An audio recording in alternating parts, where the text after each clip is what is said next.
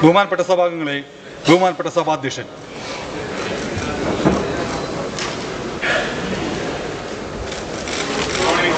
Good morning.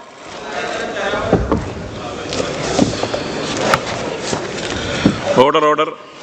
ബഹുമാനപ്പെട്ട ധനകാര്യ വകുപ്പ് മന്ത്രി ശ്രീ കെ എൻ ബാലഗോപാൽ, അങ്ങേക്ക് 2023-24 സാമ്പത്തിക വർഷത്തെ ബജറ്റിലേക്കുള്ള ഉപധനാഭ്യർത്ഥനയുടെ അന്തിമ സ്റ്റേറ്റ്മെൻറ്റ് മേശപ്പുറത്ത് വെക്കാവുന്നതും 2024-25 സാമ്പത്തിക വർഷത്തെ ബജറ്റും വോട്ടോണ്ടും അവതരിപ്പിക്കാവുന്നതുമാണ്.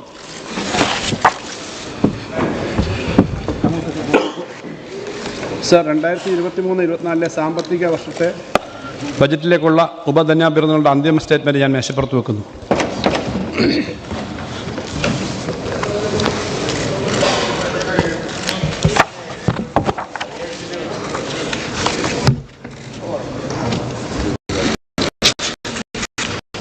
സർ, അങ്ങയുടെ അനുവാദത്തോടു കൂടി 2024-25 ബജറ്റ് ഞാൻ അവതരിപ്പിക്കുകയാണ്, പ്രസംഗം വായിക്കുകയാണ്. സർ, കേരളത്തിൻ്റെ സമ്പദ്ഘടന ഒരു സൂര്യോദയ സൺറൈസ് സമ്പദ്ഘടനയായി മാറിക്കൊണ്ടിരിക്കുന്നു എന്ന ഏറെ പ്രസക്തമായ നിരീക്ഷണം പങ്കുവെച്ചുകൊണ്ടാണ് 2024-25 ബജറ്റ് പ്രസംഗം ആരംഭിക്കുന്നത്. ശാസ്ത്ര സാങ്കേതിക പുരോഗതിയുടെയും ഡിമാൻഡിൻ്റെയും ചലനാത്മകതയുടെയും ഉൽപ്പാദന വളർച്ചയുടെയും മുൻനിരയിൽ നിൽക്കുന്ന വികസന തുറകളെയാണ് സൂര്യോദയ മേഖലകൾ എന്ന് വിശേഷിപ്പിക്കാറുള്ളത്. സൂര്യാസ്തമയ മേഖലകളാകട്ടെ ഡിമാൻഡ് കുറയുന്നതും കാലഹരണപ്പെട്ടതും സാങ്കേതികവിദ്യകൾ അടയാളപ്പെടുത്തുന്നതുമായ മേഖലകളാണ്. സൂര്യാസ്തമയ രംഗങ്ങളിൽ നിന്നും സൂര്യോദയ മേഖലകളിലേക്കുള്ള മാറ്റത്തെ നിതാന്ത ജാഗ്രതയോടെ പ്രോത്സാഹിപ്പിച്ചുകൊണ്ടല്ലാതെ ഇന്നത്തെ കാലത്ത് ഒരു സമൂഹത്തിന് മുന്നോട്ട് പോകാനാവില്ല. നിരന്തര സ്വയം നവീകരണത്തിൻ്റെ ഈ പ്രക്രിയയിൽ കേരളത്തിൻ്റെ സ്ഥാനം ഇന്ത്യൻ സംസ്ഥാനങ്ങൾക്കിടയിൽ മുൻനിരയിലാണ്. കേരളത്തെ മുടിഞ്ഞുപോയ നാടെന്ന് ചിത്രീകരിക്കുന്ന കേരള വിരുദ്ധരെ അഗാധമായി നിരാശപ്പെടുത്തുന്ന നേട്ടങ്ങളാണ് ഈ നാട് കൈവരിച്ചുകൊണ്ടിരിക്കുന്നത്. അതിൻ്റെ വിശദാംശങ്ങളിലേക്ക് വരാം. സർക്കാരിൻ്റെ വികസന ധനകാര്യ സമീപനം വ്യക്തമാക്കാൻ ചില കാര്യങ്ങൾ ആമുഖമായി സൂചിപ്പിക്കേണ്ടതുണ്ട്. കേരള വികസന മാതൃക അറിയപ്പെടുന്നത് മതനിരപേക്ഷതയുടെയും സമാധാനത്തിൻ്റെയും സാഹോദര്യത്തിൻ്റെയും സാമൂഹ്യനീതിയുടെയും ജനങ്ങളുടെ ഉയർന്ന ജീവിത ഗുണനിലവാരത്തിൻ്റെയും പേരിലാണ്.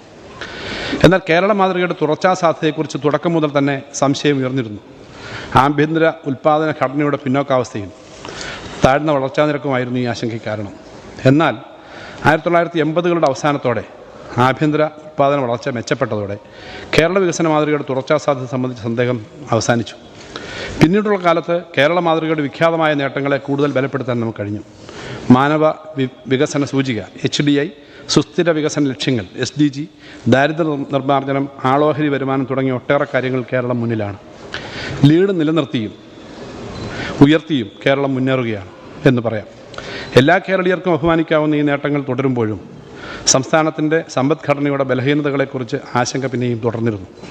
ആഭ്യന്തര ഉൽപ്പാദന ഘടനയുടെ പിന്നോക്കാവസ്ഥയും പശ്ചാത്തല സൗകര്യങ്ങളുടെ വികസനത്തിലെ മെല്ലപ്പോക്കുമായിരുന്നു ആശങ്കയ്ക്ക് അടിസ്ഥാനം. പശ്ചാത്തല സൗകര്യങ്ങളുടെ വികസനത്തിൻ്റെ കാര്യത്തിൽ നാം പിറകിലായിപ്പോയി. വ്യവസായത്തിലും കൃഷിയിലും വേണ്ടത്ര നവീകരണം ഉണ്ടായില്ല. വിജ്ഞാനോൽപാദനത്തിലും വ്യാപനത്തിലും വേണ്ടത്ര ശ്രദ്ധിക്കാൻ കഴിഞ്ഞില്ല.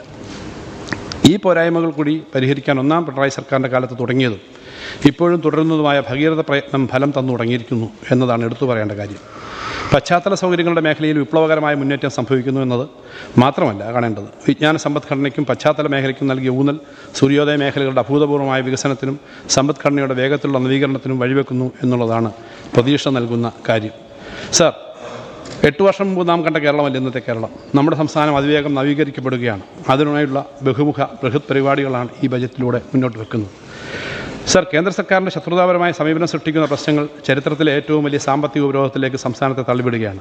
കേന്ദ്രത്തിൻ്റെ സമീപനത്തിൽ പരിതപിച്ച് കയ്യും കെട്ടി നോക്കി നിൽക്കാനല്ല കേരളം തയ്യാറാവേണ്ടത്. പകരം തകരില്ല കേരളം, തളരില്ല കേരളം, തകർക്കാനാവില്ല കേരളത്തെ എന്ന ശക്തമായ വികാരത്തോടു കൂടി നമുക്ക് മുന്നേറാൻ കഴിയണം. നമ്മുടെ നേട്ടങ്ങളെയും പുരോഗതികളെയും മുന്നോട്ട് കൊണ്ടുപോകാനും നവകേരളം സൃഷ്ടിക്കാനുമുള്ള പ്രവർത്തനങ്ങളിൽ കേരളീയരെയാകെ ഒറ്റ മനസ്സോടെ അണിനിരത്തുന്നതിന് സർക്കാർ നേതൃത്വം നൽകും. നിയമപരമായും ഭരണഘടനാപരമായും അർഹമായ മുഴുവൻ അവകാശങ്ങളും സഹകരണ ഫെഡറലിസത്തിൽ ഊന്നി നിന്നുകൊണ്ട് ശക്തമായ പ്രവർത്തനത്തിലൂടെ നമുക്ക് നേടിയെടുക്കേണ്ടതുണ്ട്.